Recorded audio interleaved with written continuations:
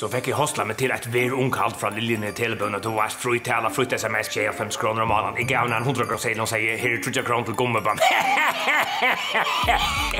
Sänd den här Snapchat. Lili! Gott! Lili! Visst du inte har Snapchat från mig, Lilian? Lili! Visst du inte har Snapchat från mig, Lilian? Lili! Visst du inte har Snapchat från mig, Lilian? Robert, vad är det här? Jag ska ut.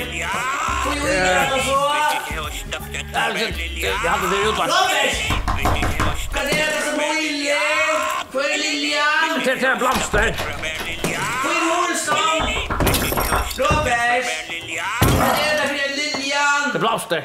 Ver ung edeltøyn som 18 år og yngre for bare 5 kroner om måneden først og fria tale, fritt sms og 100 megabyte data. Treiten at foreldre eller avværende har fria tale fra ver eller vinnelig frihalt fra fria tele og i ver ung vil knyttet. Ver midt og i verene.